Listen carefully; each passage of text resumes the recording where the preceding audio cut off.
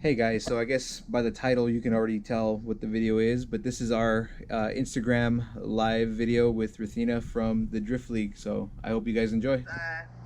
A cool thing, because I know it's called Beneath the Helmet, which was the intention of just going behind and learning more about our competitors and our drivers in the Drift League. But this is the first time we're going live with one of our sponsors, and so thank you guys for supporting the Drift League and for your involvement with our series and with our drivers. Yeah. And so before I hop into any questions, could you guys just quickly introduce yourselves and then the company? Cool. I'm Matt. I'm Gilbert. And yeah, we're Tri-Speed Performance, your aftermarket performance retail shop in the state of industry. Primarily do like online sales and customer installs at the shop whenever we have free time. Sweet. Yeah. That was a really good elevator pitch right there. Oh, that's all I do all day, every day. I got it down like a science. That was good. Okay, so when I was thinking about how I first met you guys, it was actually through Moto IQ, and I actually just thought Super you G guys challenge. Oh gosh, don't get me started on that god awful event. Okay, so for those that have been following and attending the Drift League since day one will remember, I have tried to forget, but we'll remember that there was this thing that I'm gonna call it a thing. There was this thing that we used to do during halftime called the Super G Challenge, and the Super G Challenge was really fun to drive in, but was really weird to watch as a spectator, and it was really confusing, but everyone at Moto IQ loved it. These guys loved it and participated in it, right? They did, yeah. I did, yeah. I watched it, enjoyed it. I guess. Yeah, so it was I was like, what is this thing? This needs to leave our show. So that's actually how I first met you guys and heard about you guys, is because you guys were involved in our Super G Challenge as participants. Mm-hmm. And then when you guys approached me about wanting to get involved with the Drift League, I ran it by the guys at Moto IQ, and they're like, what? Those guys are the coolest. They were in our Super G Challenge. That was the coolest thing ever. They're rad, and da-da-da. And so through the last year, I've gotten to know you guys a lot better, and I can agree. I can commiserate with that you guys are really awesome. And I want to just, have everyone else get a bite of that. So could you give everyone a little bit more background on exactly, you guys said that you sell parts and people can go to you, but you guys are kind of everything. Yeah. Yeah. I think because we're still so early on, like the company, and then these things are changing in the markets and stuff like that, so we're still trying to find our what we're about. But I mean, yeah, I guess we do everything. Yeah, we cover all our bases. Yeah. And I guess that's what you have to do when you're, a small startup. You really, you're the CEO, you're the janitor, you do everything, and that's exactly what we do now. Is I take out the trash, I clean toilets, and we, run business. How many toilets do you guys have there? We actually have three. Three. You have 3 toilets? Yeah, three. Yeah. 3 restrooms. I'm so guilty that I haven't gone and visited you guys. I know that we've tried to make some things happen, and Yes. I'm gonna have to come use one of the 3 toilets. And you can use the clean, nice one in the new shop. Yeah. Is that the woman's toilet? It's just whatever. Just wash your hands. Restroom. Yeah, we have an alien on the door. Yeah. Yeah, no non-gendered bathroom Yes. for an alien. Yeah. That's cool. So, when I first heard of you guys, it was kind of like, oh, any parts that I want, I can go through you guys to get. But Mm-hmm. then through time, I started seeing you guys do fab work and welding, and I can order my tires there and get them mounted there. And you guys are like a full-blown shop. I mean, really is one-stop shop. Yeah. I can get everything there and get everything done there. Yeah. A lot of it's because it's stuff that we use often. With the tire machine is something that we're gonna use almost on a daily.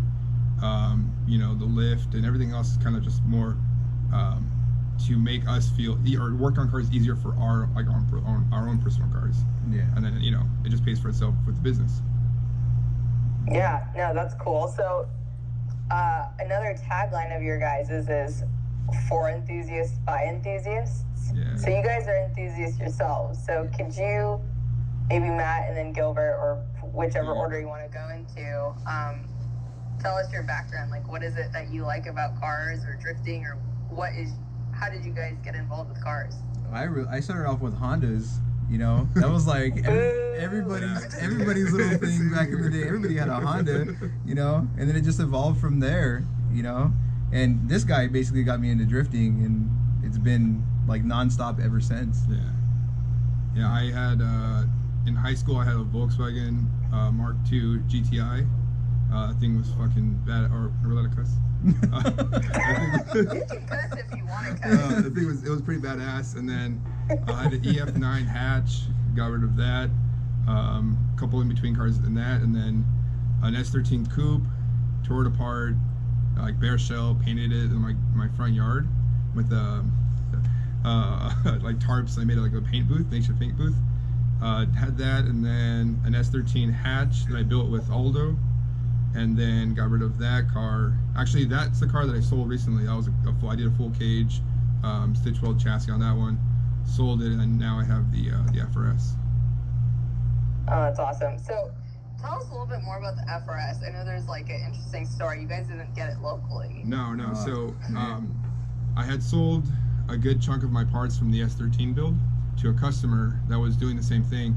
And I just had money burning in my pocket, and I was up at night like 3 a.m. on the Facebook Marketplace and just going through the BRZ and FRS classified or group or whatever. Found someone asking if anyone had a shell for sale. I jumped on that thing there, and some guy posted the car that I got now. Said it was just a flood damage from Hurricane Harvey. I was in Texas, and I called him. I DM'd him. He called me the next morning. I'm like, dude, like I will be there, that weekend. Can I pay you half so you can hold it? He's like, oh, dude, like don't even worry about it. You are the only person that's called me in like 6 months, so you sound the most, down person to come by. So I'll be here Saturday. And then sure enough, Alden and I, we left Friday morning and drove there and drove straight back. That's so crazy. Yeah. I know. When I saw you picked up an FRS, I'm like, had no idea that you drove probably over a day. Yeah, it was like 20-something hours straight. Yeah, Does that mean you guys like offer towing and transportation services too?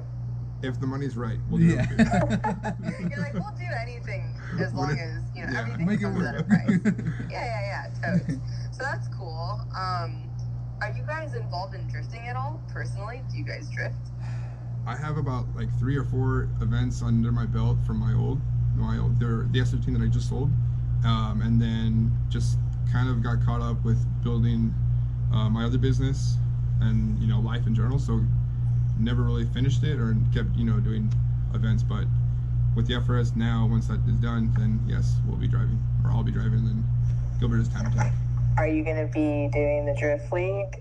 Yes. That's his plan. That's my plan, yeah. Yeah. Really? Yeah, naturally I'm like a competitor, so I don't see why I wouldn't do it. But I again, didn't like know once I get my feet wet and just get good again, then I'll do it. Yeah, for sure. Oh. He keeps trying to get me to sell my Subaru. Yeah. So. Yeah. I support that. I'm just kidding. So, I know you guys are involved with some of our drivers. I know one in particular. Yeah. But could you tell us a little bit about that partnership, who you're working with this season, and how that's been for you? Well, we teamed up with Milton this year, and it's been pretty good so far. I mean, we have no complaints. He's an awesome driver and pretty good human being, so... He's all right. I'm just kidding. He's awesome. I know that was, just some behind-the-scenes action for people watching right now. It was really cool. Milton made it the farthest he had. Yeah. Ever at round 2, and it was really cool seeing you guys, you know, in his hot pit area and cheering him on. You guys are really invested in your drivers. Very And much so. I thought that was really cool to see, because it's not like you guys are just, you know, putting a sticker on a car and walking away. You Yeah, guys are, exactly. you know, knee deep into this. Yeah, yeah. Yeah, we try to be involved as much as we can. So, you know. Yeah, it's very cool. So for those that have been tuning on, this is open for questions. If you guys have any questions for these fine folks at Tri-Speed Performance about what they do, there's no stupid questions. If you have questions on what parts you can get from them, what you can do, where you can visit them at, all questions are welcome. But do you guys have anything you want to talk about? Nothing in particular. Are you guys at the shop right now? We're in the office.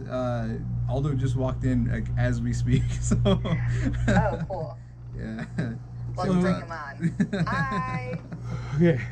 Okay, now you're in the spotlight. Yeah. Traffic was crazy getting over here. Where were you coming from? I was coming from Northridge. I had to be over there, and then it took me over 2 hours just in traffic. Oof. Yeah. I don't envy you. Feels good not to be driving right now. Oh, I bet. So, okay, No, I I see. kind of put these guys under, you know, under investigation. Could you tell everyone who you are, what you do, what you drive, what your experience is with drifting? Let's just start there. All right. Well, my name is Aldo. I'm one of the corners of Tri-Speed Performance. Currently, I drive a Prius. It's my daily driver. Fucking Prius gang. I sold my Subaru about a year ago, and part of that was to kind of help start the company, help with some of the stuff with that. As far as my experience with cars, I've been really big on Nissans. I've had like 4 240s over the years. One of the ones that Matt sold was previously my vehicle, and I gave it to him. He actually gave me his SR20 originally to put in there, and then when I decided to get rid of it, I just gave him the car. That's kind of a thank you for that. Nice. And then had an FRS for a little bit after that. That car got wrecked, and then that's how I got my Subaru. How did that happen?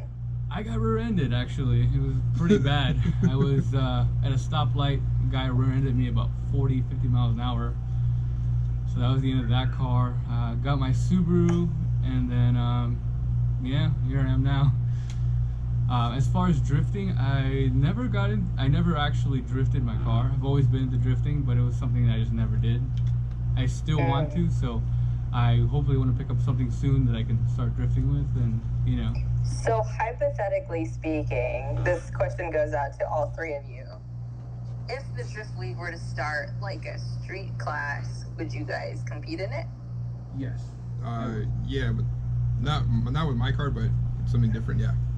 Would you have like a tri-speed drift car? Like one universal car. Yeah, I would Yeah. do that. Yeah.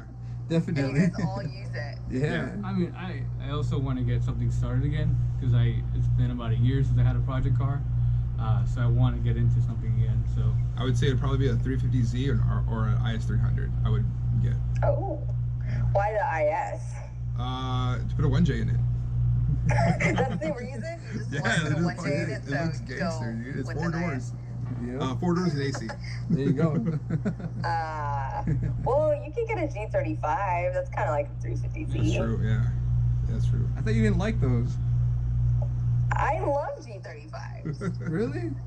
Yes, I love G35s. I actually would love a oh my gosh, a G35 and 350Z are the same freaking car. Yeah. And I'm like, I have an unhealthy obsession with 350Zs and G35s. So, okay, if you guys had to build one car together, what would that be, and what would you be doing to it? What would be its purpose? Money, no option. No super. option. I would with say money. the A90 Supra. You guys all have to come to an agreement. No. I mean, I would say the super. I mean, it's from a marketing standpoint, it makes sense to do it. If we had the money, I would definitely do that. Now. what do you say, Gilbert? I say 2JZ Supra. That'd be cool. Gilbert's just a fan of the old one, that he hates the new one, just because of that reason. Yeah, I don't like. So would you 2J swap the new Supra? Yeah, first thing. I thought about it, and I would do it. Like, I gotta figure out how I can get rid of my truck or do something, but I'll try to make it happen. Someone Drift Geek says Geo Metro. Geo Metro. There you go. It's affordable. Put a case series Geo in. Metro. There Do you you still get those? Do they make them still? They're disposable cars. So you guys all agree, so Supra. Well, let's see. What about you? What'd you do? I was the older Supra. The old Supra. Yeah. I don't like Like the. a I don't like the new Supra. MK4 Yeah, like Supra, when you say? yeah, exactly. That'd be cool. But that's not like, what would you do to it that would be exciting? If if money wasn't an option. LS swap. Wait, what? No. That's how you guys get run out of business. Yeah, right. Milton's gonna take back everything. That was for John. Look at John Milton, he Schaefer. goes, OMG. He's probably crying behind the scenes Seriously. right now. No, he knows Oh where my my heart's at. That's funny. Drift Geek, for reals though. 1977 Celica GT Coupe with the 1JZ BBTI. Celica. Mhm. That'd be sick. That's cool. Yeah, different. Okay, so there's 3 of you guys there. Do you guys all work on the same things? Do you guys have different roles? What is it that each of you bring to the table at Tri-Speed? First off, Gilbert and I mainly did wrenching. I was not allowed to touch any tools because he'll hurt himself. Do you get a helmet too? No, but it's like throughout the year and a half, it kind of grown into our own roles, and we're really figuring out what we do in the company, or what our strengths and weaknesses are. Yeah. Aldo, is just the media. He's gotten real into photography now, so that's something that he's getting better at, and I do wrenching and fab, and Gilbert wrenching and stuff, so we kind of do it all. Oh, well, that's cool. So you guys look like you're a talented team then, and you guys are able to bounce off of each other in good ways. We do. Aldo's the one that keeps us from spending too much money. Yeah. I'm the guy That's that's important. like, let's just Yeah. do it. We'll figure it out later. And then Gilbert Gilbert's keeps the us guy. from killing each other. Yeah. Oh, this is a good question. Where did the name Tri-Speed come from? The 3 of us. So we're coming up with names. It was a company with 3 people, and so that's where Tri came in, and we're a performance shop. That's what we wanted to start. So kind of speed kind of came into the equation. I threw out the name Tri-Speed, and we kind of it's not bad. We kind of rolled with it, and that's how. You don't want to be the Triforce? Triforce. That's the gang name. That's Any the, Zelda fans out that's the here? name after hours. The Triforce. The Triforce to be reckoned with. But yeah. coming up with the name was the hardest part. That literally really took was, the longest. yeah. And I mean, if we're being honest here, like I'm whatever about it. It's not really the name that defines the company. It's what we do that defines us. And so I always make sure that's the key thing. And the logo may change throughout the years. We're constantly trying to come up with new ideas to just make it different and cooler. And but yeah, it's just what we do that Who represents. designed the logo? Aldo did on a what is it, like some app on the phone, and then I took it over on. Yeah, I did it on Illustrator, and it's just font, and that's pretty much it. Nothing special. Yeah, That's I cool. played around with So some how long ago did you guys start? What, a year and a half? The idea was in August of 2017. 2017. Okay, so you're coming up on 2 years. Almost, yeah. Yeah, and then, about 2 years ago, we just kind of met up, had dinner, and we just kind of wanted to do something. We didn't know what. it was actually drinks, but not dinner. Drinks and Drinks. sushi and drinks. And we wanted to do a media thing, and that's what kind of we started bouncing on ideas, and then Kind of snowballed into what it is now. yeah, and so we just started. I mean, me and Matt, when we were little, we just wanted Okay, to do. explain to me, how does a media idea snowball into a complete performance shop? Parts it was something that we can bring in income with not little to no effort, but it's a product that we can have and push and sell. So I always get really fascinated with, new businesses and entrepreneurship and all of that. Do you guys have any previous business background in managing a shop or a business or anything like that? Only Matthew. Yeah. I didn't go to school for business. University of Life. I have a PhD. I'm poor, hungry, and driven. So that's my background, education-wise.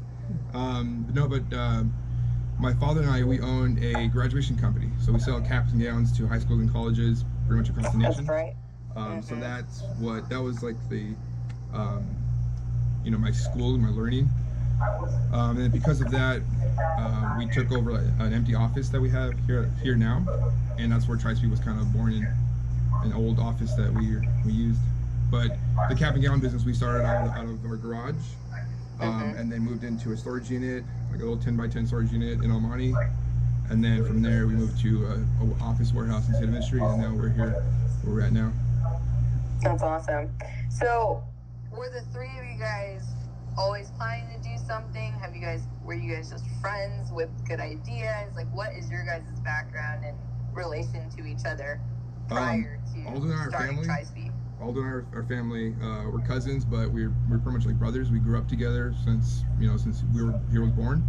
I'm 2 years older than him, so we pretty much just grew up together. I've known Gilbert since high school, 2004. But yeah, we're just pretty much like friends and family mainly, because we all do barbecues together. Our family, that's pretty much where it's at. Yeah. I want to come to a barbecue. Yes, let's do it. It's summer. It's time. Barbecue season. We should have a shop barbecue there. We're actually planning on something. Yeah. So, hopefully. Open to the Drift League competitors? Open to Everybody. BYOB. Everybody. Until the cops come. That's cool. So, there's a couple of comments floating around about a sunburn. Oh, yeah. Oh, yeah, that's bad. Is that it? How did that happen? That was Auto Enthusiast Day. Oh. It wasn't even at Willow Springs. Nope. No. I got more sunburn from Auto Enthusiast Day than Top Drift, and I was out there shooting all day. I wore a tank top at Top Drift on Sunday to even out the tan that I got on Saturday. Did it work? Nope. I just got burned in the chest. It didn't do anything. Yeah. It's so weird. Oh my gosh, that's awful. Yeah. Okay, well, another question I have for you guys, also coming from a business perspective. When this is a topic that we're going to get into with our competitors, but sponsorship. What is it that you guys are looking for when you're sponsoring a driver? What is your intentions with that? What are you hoping to gain? First of all, we never really thought in sponsoring a driver. It all came about because at the end of the day, Milton is the one that asked for it, and we sat down and we thought about everything, and we talked, and it just was the right thing to do, and we felt it was the right thing to do, and it's been paying off, and I'm really happy that we did it.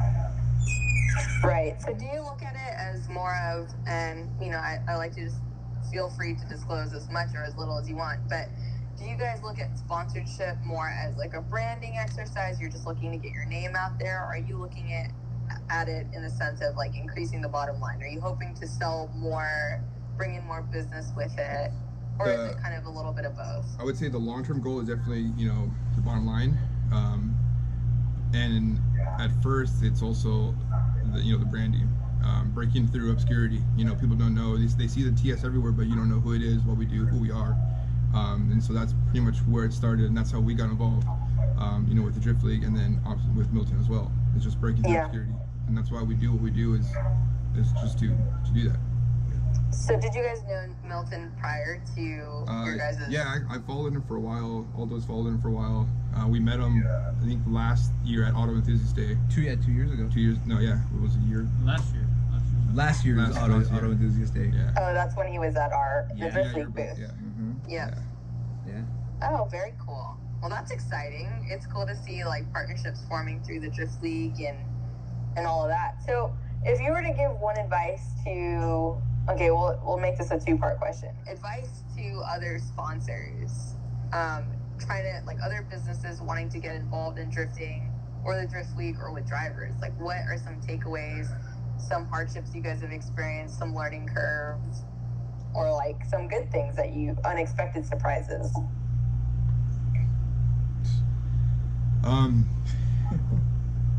You're like, the drift league sucks, don't work with them. How do we say this? It's, you have to see the vision. Like, you have to really believe in what you're sponsoring, and see that it's gonna be a long-term thing, you know. And yeah, you just can't expect, you know, immediate results, but, you know, just kind of have faith that it's gonna work out. And if it doesn't work out because us, you know, Tri-Speed, we didn't do enough effort or utilize our resources to maximize, you know, our ROI at the end. So just because we have a name on, you know, on a board or billboard or a banner or whatever, it doesn't mean that we're going to get business out of it. You know, at the end of the day, we still have to put the effort in to make sure that that money that we spent pays off. Right. Oh, that's good.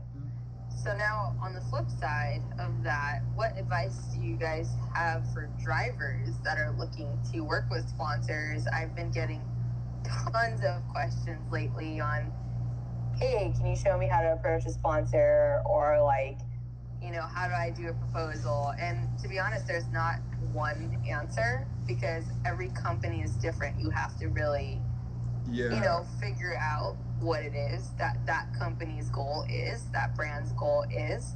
And it's kind of just through conversation. What is it that you guys, you know, if drivers approach you and ask you that question, what is it that you would, you know, give them as a takeaway? For us, it's something that we're still learning as well. You know, I remember when we first started the company, it was kind of weird when, you know, local teams would ask us, you know, for sponsorship, but they would just ask us for discounts.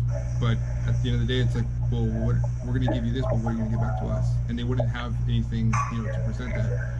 So now we look for, you know, pretty much all your analytics, you know, all your stuff on, you know, Instagram, YouTube. What are you doing as far as marketing yourself? How do you carry yourself, you know, in pits?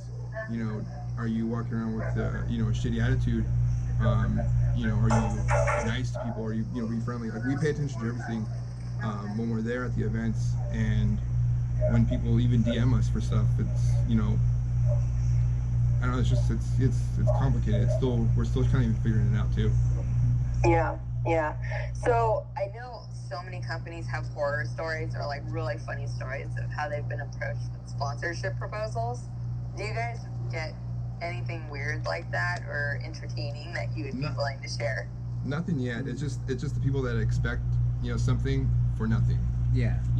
People expect, they think you can give away tons of free stuff at times. And then, I mean, we're a retail company, so we're not really making the parts ourselves, so the parts cost us money.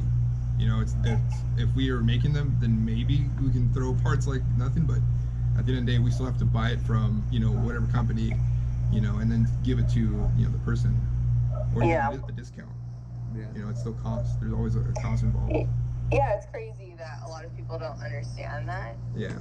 But you know what? On a other side of that, it's kind of a good thing that people, you know, assume that you have a lot to give away, because that means you're doing well in like marketing yourself as like a good company. Yeah, the perception is. Because if you looked like you guys were broke and didn't have anything, people wouldn't be asking. So that's kind of the plus side of that.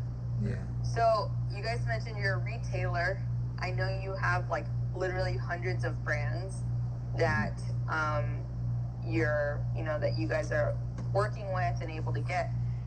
Do you guys have stuff constantly stocked in your shop, or is it just as, you know, on an ordered basis? What is the model that you guys do? Right now it's pretty much like maintenance stuff, fluids, gaskets, stuff like that, filters, stuff that, you know, that's easier to consume. Now the way the industry is, you pretty much don't have to stock anything. But we would stock, you know, in the future I would want to stock, you know, just the important parts that we feel that would definitely, you know, not sit on the shelf and collect dust. Exactly. Yeah. So how do you guys go about figuring that out? Are you guys are kind of going off of your own experience of, hey, these are stuff that we normally use when we're servicing our vehicles, or is it based off of, like, have you guys adapted that throughout, working at the shop and figuring out what's in demand? Yeah, mainly just like the orders that come in. So if we see a lot of one thing selling, then we kind of stock a little bit of that, and it's been working out. And then we'll push that one product more so because we know that we'll always have it, or our distributors will be able to carry it and supply us too. So we push the products that we can get readily available and quick, pretty much on the same day. That way we don't have to wait for shipping from halfway across the country or whatever. Yeah, I mean, we pretty much started with what we knew, Subaru, Nissan, as owners of those cars and having experience with that. What is it that we're typically going to need for that car? What would I buy? The basics. And then as, we got customers over since we've been in business, we got an idea, okay, this is selling more, a lot of people are requesting this, so we try to keep that on hand, especially oil, stuff like that, that we know it's going to is popular with people who buy from us. Yeah, I noticed. I think at Auto Enthusiast Day, you guys had a bunch of like Motul fluids out on your display, and that's not cheap. So to think like you guys are stocking up on some of like the good stuff. Yeah. We sell it pretty cheap compared to others. So yeah. Well, that's the key. Yeah, that's the key. Are you guys selling on Amazon? No. What's your opinion on that? Not as a retailer, I would do it. If we had if we were making our own parts, then yes, we would do it. But not Tri-Speed, we won't do it. Like maybe a separate company if we decide to, make a part or something that we can control, get it done overseas, or that's what we would do. Do you find, is the reason being, is it more of like an ethical thing, or is it more like strategic in the sense of you feel like you'd be competing with manufacturer or distributor on that level? I don't think it's unethical for me. It's because I know Amazon's model is pushing units. Like they're probably making a buck here and there, or maybe I'm just saying because I know they're pushing a lot of volume. And we see that even with our own distributors, they're kind of really pushing units, and not the actual, big ticket items. Whereas a smaller company, if they're not available through a distributor, that's because they're controlling the full margin, and they're able to, have more control that way. Right. Okay, I don't want to bore the people with too much like inventory talk. So, okay, back to the Drift League. What if you were to pick one battle or like one moment in the last season and a half that the Drift Leagues existed? What would that be? If there is one, I don't know if there is one. I don't know. Like most fun to watch? Is that what you're asking? Yeah, like what's your most memorable, or like maybe it wasn't even on track. Like what's your most memorable experience with the Drift League? Yeah, I would say Milton and Micah Diaz battle. That one was kind of unexpected. The controversial battle where Micah spun. Yeah, that was interesting. That's off the top of my head. That's all I can think of. Yeah. One thing for me personally, about the Drift League that stood out for me was that I really enjoyed was being part of the media.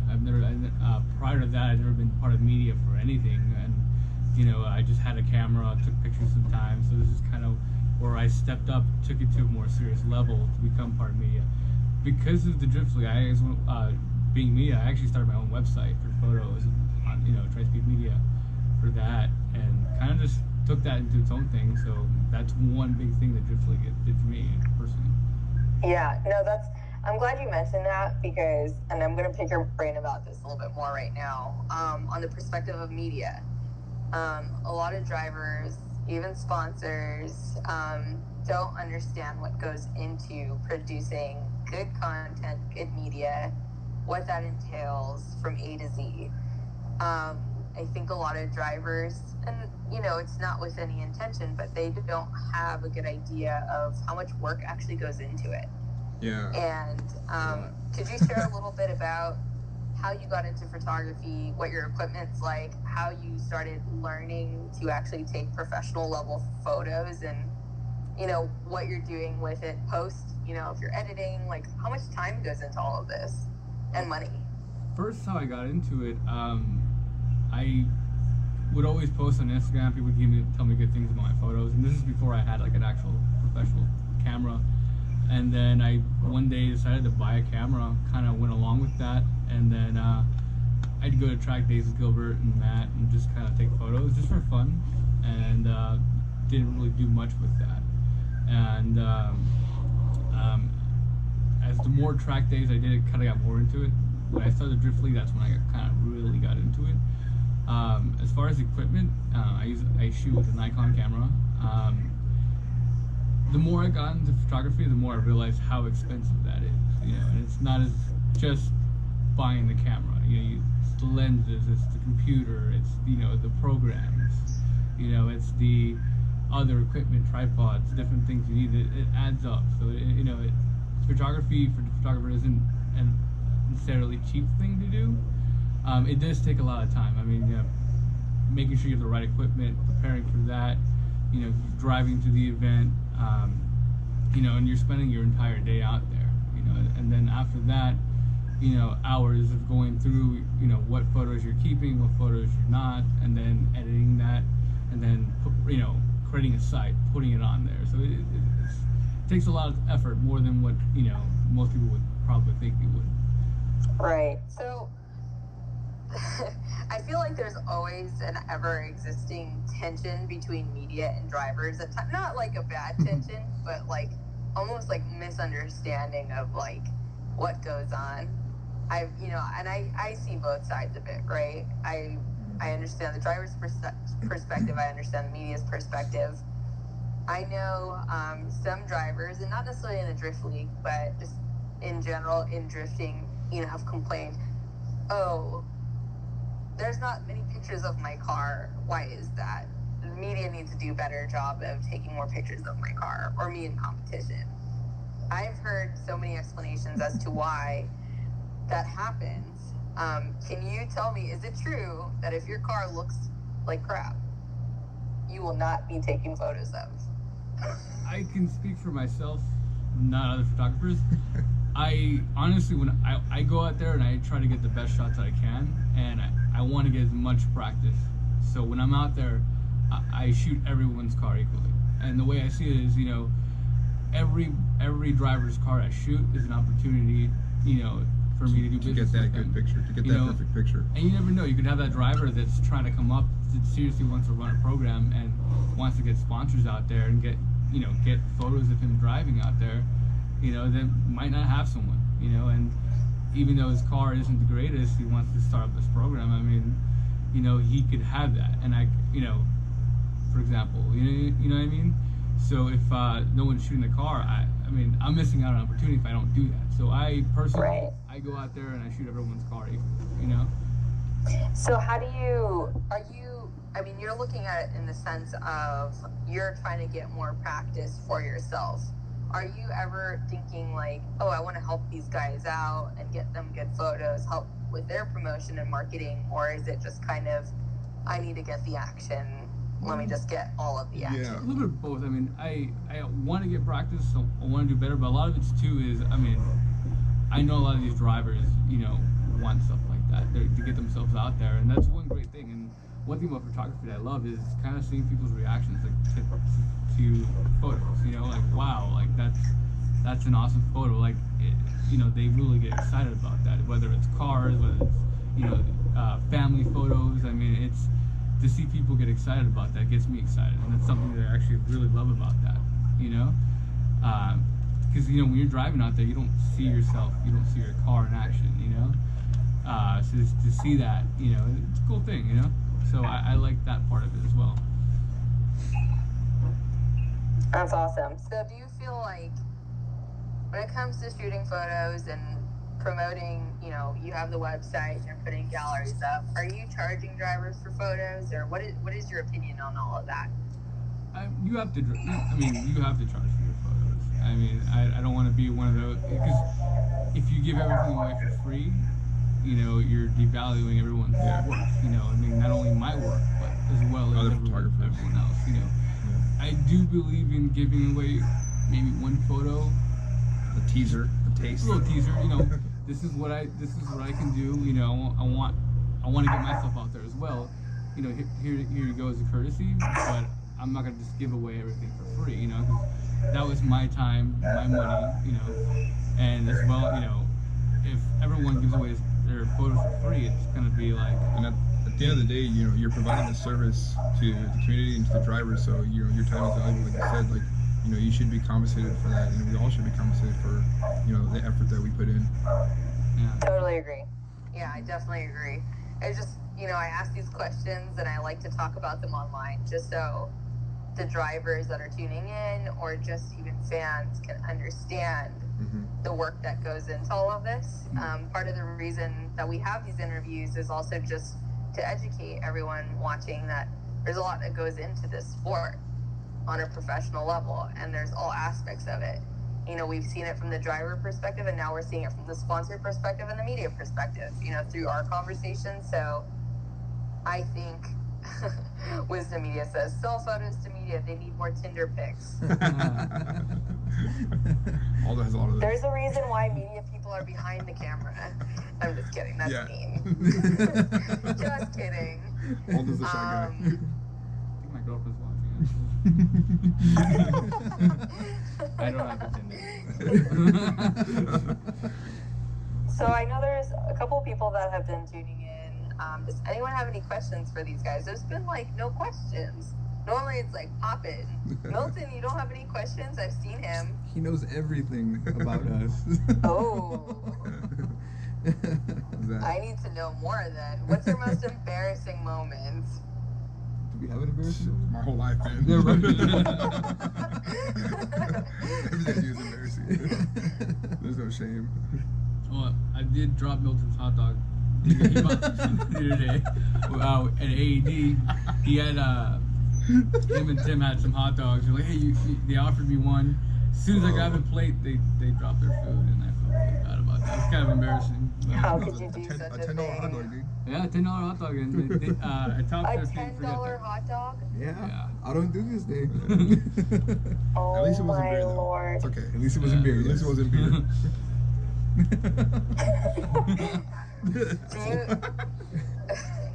I know. So do you guys have any questions for me about the Drift League, or even to anybody that's on here? Do you have any questions for the audience?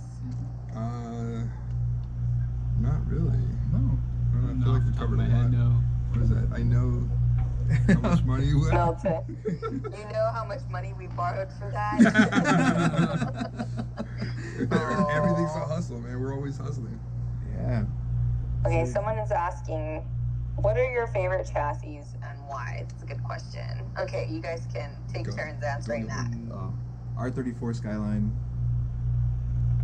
I'll Like a have one. GTR, GTS? Yeah, GTR. Yeah, it's like, So not a drift car. no. Mm. I just love the way it looks. They are very beautiful cars. Yes, very. Drift chassis, I've always been an S chassis guy at heart.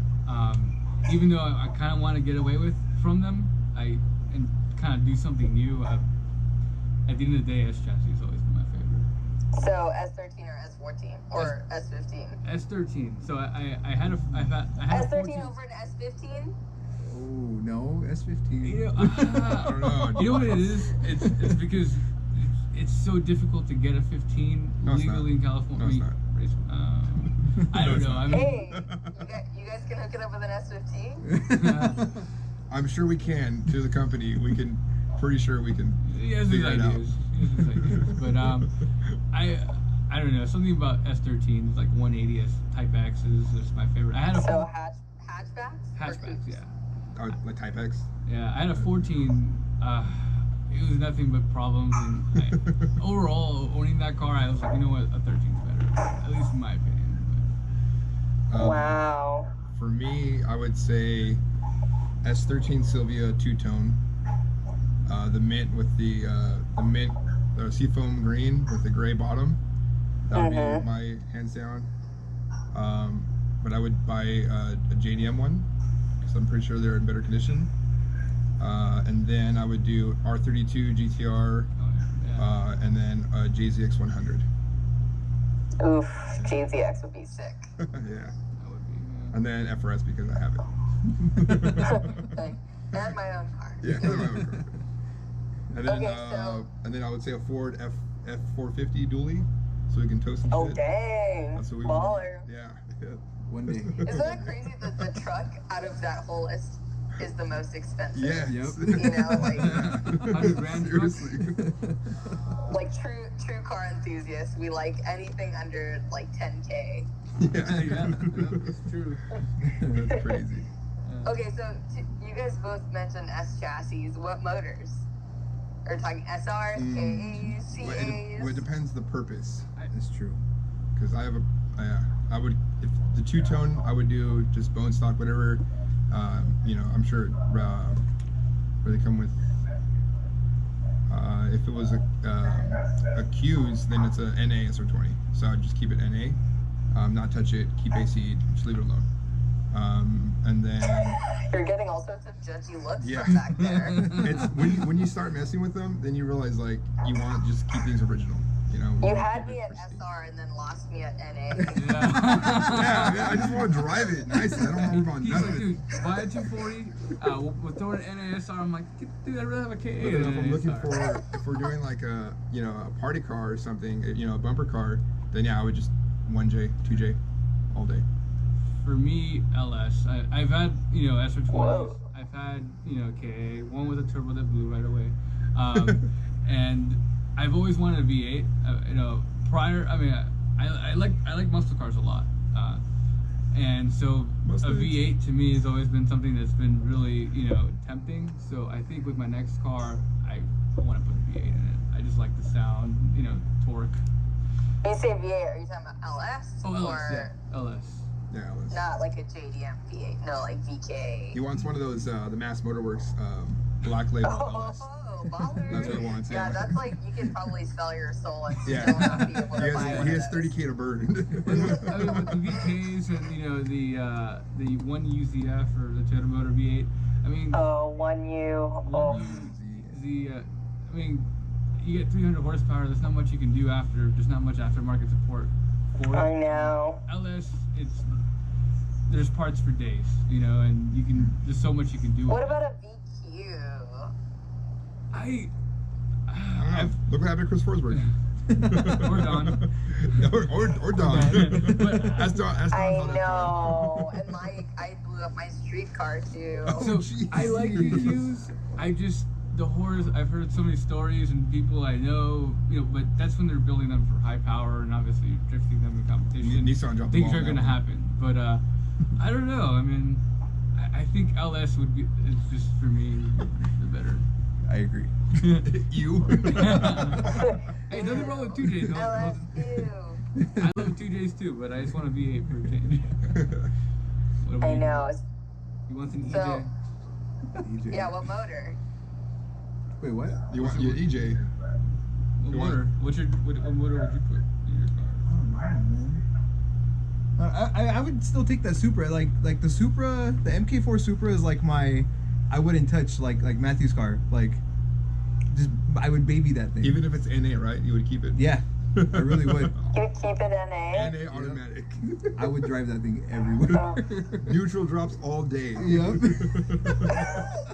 How come there's no love for like the MK3 Supra? How about like a NA7M?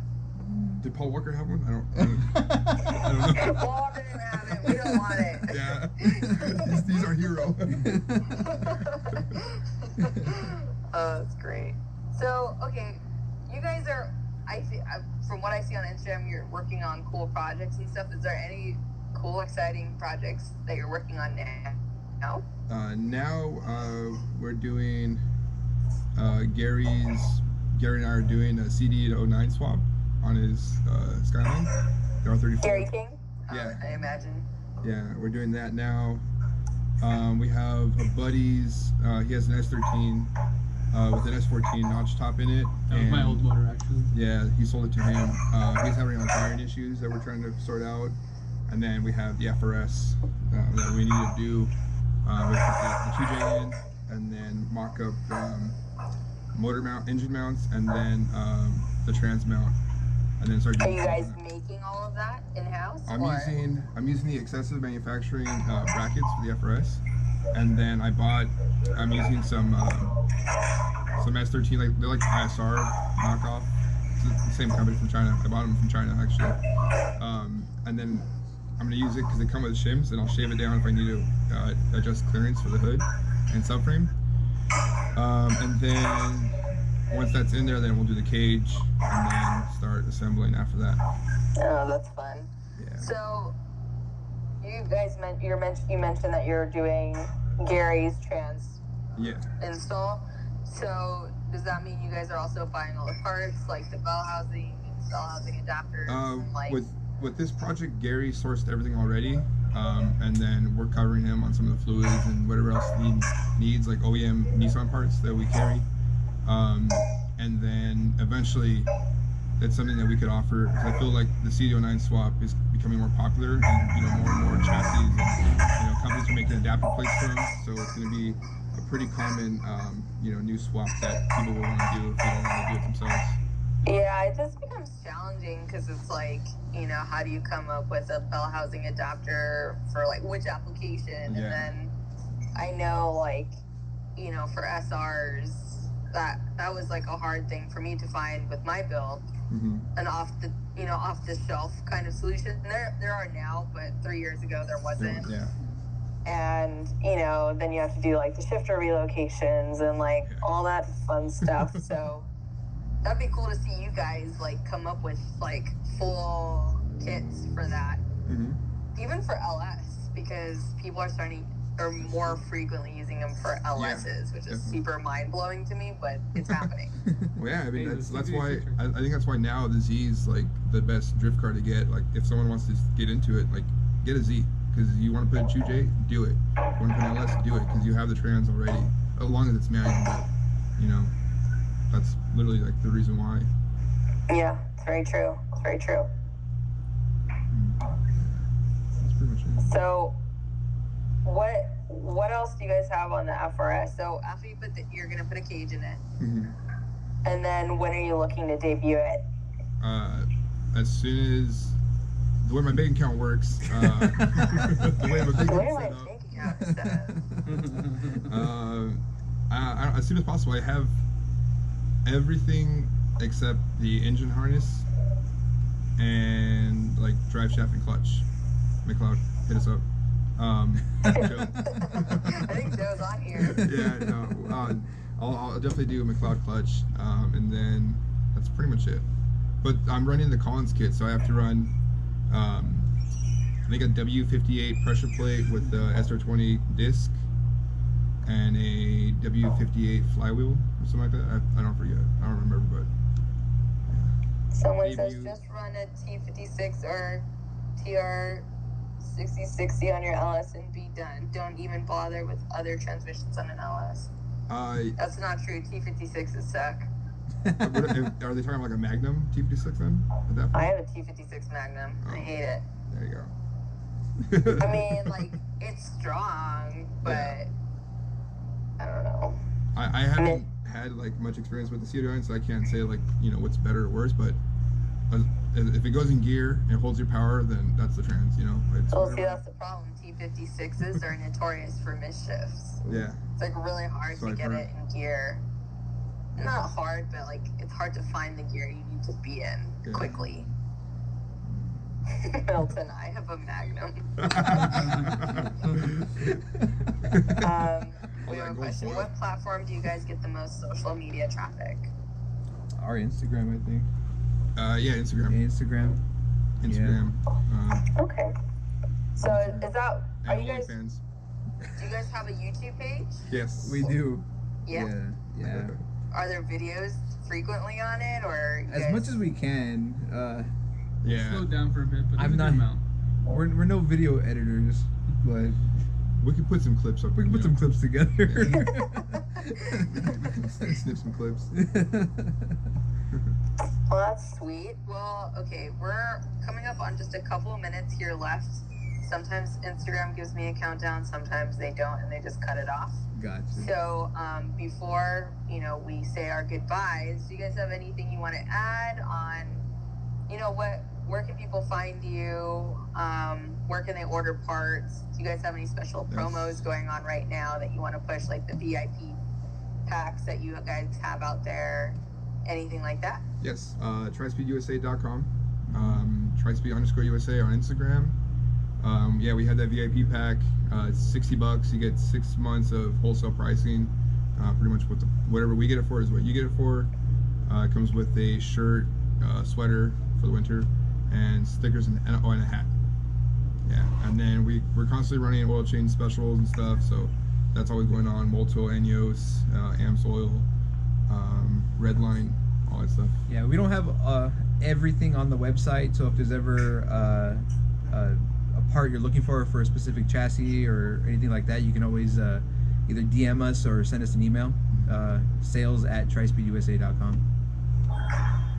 Perfect. So you guys have it. You can slide into their DMs if you have any questions Yes. or email them. Thank you guys so much for joining me. I think we had really good conversation, learned a lot about you guys and kind of what you do and what you guys, what you love about drifting and how you guys got into it. So I learned a lot. Thank you guys for being on here, for supporting our series, for supporting our drivers. I know we're all very grateful to have you guys on board, and so hopefully we can all link up and chat again on here. I think it would be fun, and then maybe you guys can give us a tour of the shop and some of the projects you're working on. I think that would be cool. We'll have that barbecue. Yeah, we'll have that barbecue, definitely. Yeah, keep us posted on the barbecue. Seriously, give us the promo. We'll post it on the Drift League page. We'll do it during we'll do it during the day. So we're big day drinkers. Yeah. big day You're like drinkers. 9 a.m. on Monday. Everyone will Yes. That's how he was at the Drift League. Yes. Yes. 9 a.m. It's 5 o'clock somewhere, man. All right, guys. Well, I appreciate you all, and thank you guys all for tuning in. And if you guys have any other questions for TriSpeed, you can hit them up on TriSpeed USA on their Instagram and continue the conversation. Yes, please So I hope hit you us guys have up. a good night. Cool. Good night. Yeah. Later, guys. Good night. Bye.